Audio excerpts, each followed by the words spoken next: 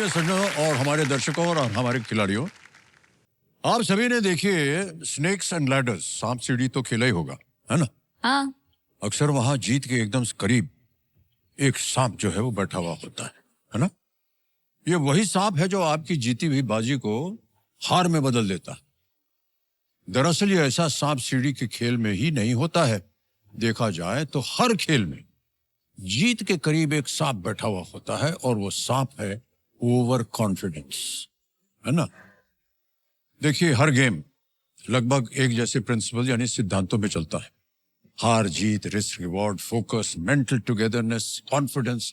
लेकिन over confidence ये एक अच्छी खासी जीत को एक ही झटके में हार बना देता है।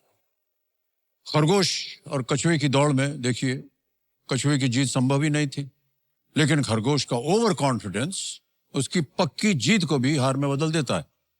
इसलिए गलत जगह रिस्क लेने के लालच से आप बचिए और एक संतुष्ट खिलाड़ी की तरह आत्मविश्वास से खेलिए, क्योंकि आत्मविश्वास ही वो पुल है, वो ब्रिज है जो हमें हमारी मंजिल पे या उसके साथ जोड़ता है।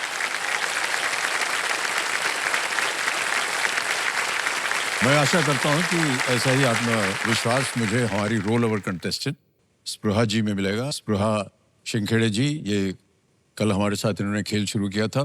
25,000 तक ये पहुंच चुकी थी और इनकी 2 लाइफलाइन अभी भी सेफ हैं। एक बार फिर जोरदार तालियों के साथ इनका स्वागत करते हैं। Thank you. स्पृहा जी जो है, ये इनकी उम्र 12 साल की है और ये 7वीं कक्षा में पढ़ रहे हैं, 7th स्टैंडर्ड। नागपुर महाराष्ट्र से हैं ये, और साथ में कंपेनियन के रूप अपनी माताश्री को लाई हुई है, सपना जी को, और उनके पिताश्री आए हुए हैं तुषार। एक बार जोरदार तालियों के साथ इनका भी स्वागत किया जाए। तो हम कल जब इनसे बात कर रहे थे तो पता चला कि स्पृहा जी का जो नामकरण हुआ है, बहुत सुंदर नाम है, स्पृहा, है ना? स्पृहा। और इनके हैं स्पृहा। हाँ, वही बोला मैंने, स्पृहा। हाँ हाँ हाँ हाँ स्पृहा यानी हंसमुख चेहरा है आपका। और इनके दादाजी ने ना, हाँ। दादाजी ने इसका नामकरण किया था और हमने इनसे पूछा कि इसका मायने क्या होता है नाम का, तो बताइए सबको। स्पृहा नाम का मतलब होता है मन की इच्छा या फिर कामना। मन की कामना, मन की इच्छा।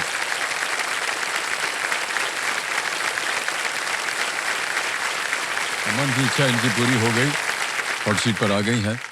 और स्पृहा जी, आज खेल हम शुरुआत करेंगे आपके साथ छठे प्रश्न के साथ। हम बताना चाहते हैं कि जो हमारे एक्सपर्ट हैं वो बदल गए हैं आज। तो आज की जो हमारी एक्सपर्ट है, डॉक्टर फिक्से के एक्सपर्ट है, जानी मानी ऑथर, लेखक और कॉलमनिस्ट अनुजा चौहान जी। अनुजा जी जो है, ये पहले भी हमारे जूनियर्स की सहायता में आ चुकी हैं और आशा है कि आज भी ये हमारे जूनियर्स को बहुत से पॉइंट्स जीतने में मदद करेंगे। अनुजा जी, मैं चाहूंगा कि एक बार आप प्रकट होइए हमारा। बड़ा प्रणाम करता हूँ आपको अनुजा जी। प्रणाम मैम। और एक बार फिर अनेक अनेक धन्यवाद। हर साल आप आती हैं और अपना आशीर्वाद देती हैं हमारे बच्चों को। आज भी हम उम्मीद करते हैं और आशा करते हैं कि आप अपना आशीर्वाद बनाए रखिएगा हमारे आज के जूनियर कंटेस्टेंट्स पे। Thank you sir. और स्पृहा, all the best. I hope आपकी सारी मन की इच्छाएं और स्पृहाएं सब आज अचीव हो जाए। Thank you ma'am. तो देवेंद्र सज्जो, एक बार जोरदार तालियां बज जाए अनुजा जी के लिए। उनको हम अनेक अनेक अपना आभार प्रकट करते हैं। कल देवेंद्र सज्जो, हमने जब इनका जैसे आते हैं ना कंटेस्टेंट, उनको तो भेजा जो है वो स्कैन करते हैं, फिर पता चलता है इनके दिमाग के अंदर क्या क्या भरा हुआ है।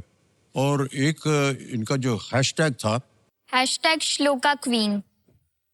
इनको बहुत बचपन से श्लोक वगैरह बोलने में, सीखने में इनको बहुत ही चाहत थी। और जब कोविड आया तो 1.5-2 साल तक जब घर में बैठ रहे, इन्होंने पूरी गीता जो थी वो पढ़ ली और उसको याद भी किया। हाँ, याद भी की। पूरी गीता इनको याद है। तो आज स्पृहा जी, हम चाहेंगे कि आज की खेल की जो शुरुआत है वो आपके याद किए हुए एक श्लोक के साथ हो। कल तो आपने सुबह वाला श्लोक पढ़ा था। हाँ। आज जो रात में होता है श्लोक, वो कैसा होता है कोई ऐसा श्लोक? सुबह का उठना हो गया, उसके बाद में फिर खाना। हाँ। अगर आप लंच कर रहे हो, डिनर कर रहे हो, तो लंच या फिर डिनर के पहले आपको एक श्लोक बोलना चाहिए। ओह अच्छा। सर प्लीज हाथ जोड़िए ना। हाँ जी बिल्कुल। हाँ। अहम वैश्वानरो भूत्वा प्राणिनां देहमाश्रितः प्राणापान समायुक्तः पचाम्यन्नं चतुर्विधम्। वाह क्या बात।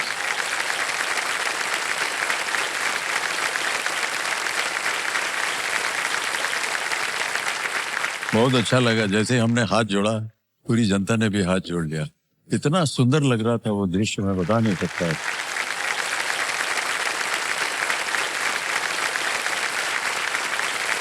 तो देखो समझो, लेट्स प्ले कौन बनेगा करोड़पति। ताली बज जाए जोरदार। ओके सुरह जी, खेल शुरू करते हैं। 5 प्रश्नों का आपने सही उत्तर दे दिया था। यस एक सर। लाइफलाइन आपकी चली गई थी ऑडियंस पोल की, कोई बात नहीं। छठा प्रश्न आ रहा है, इसके लिए मिल सकते हैं आपको 50,000 पॉइंट्स। रेडी? Yes sir. और 50,000 पॉइंट्स आपके सामने ये रहा।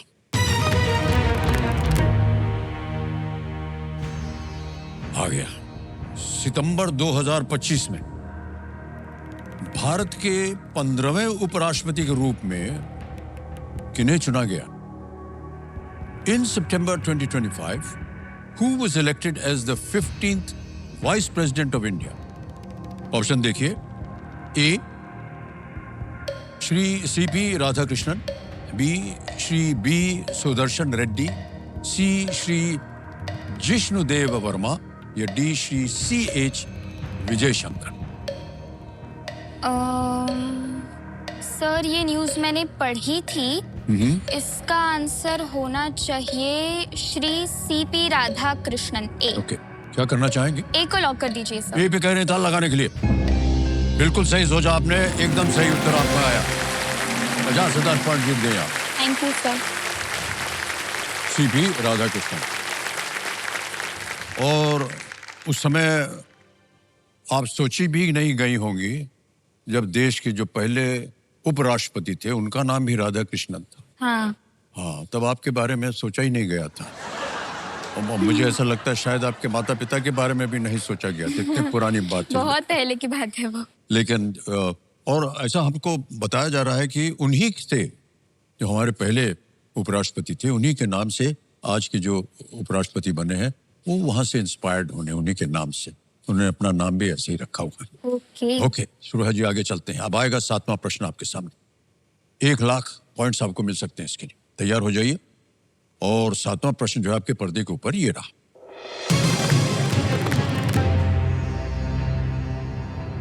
इनमें से कौन सा राष्ट्रीय उद्यान मुख्यतः मध्य प्रदेश में नहीं है? Which of these national parks is not mainly located in the state of Madhya Pradesh? अब आपके सामने विकल्प डालूंगा। ABCD आएंगे। ए बांधवगढ़, बी पन्ना, सी कूनो या डी ताड़ोबा। मध्य प्रदेश में नहीं। अधिकतर नहीं। बांधवगढ़ है, पन्ना भी है, कूनो भी है, ताड़ोबा चंद्रपुर में है, चंद्रपुर के पास। ताड़ोबा लग रहा है सर।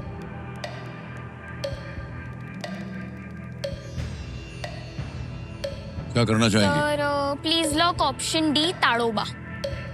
ताड़ोबा डी कह रही है ताल लगाने के लिए। बहुत सोच विचार के बाद एकदम सही जवाब निकला आपका।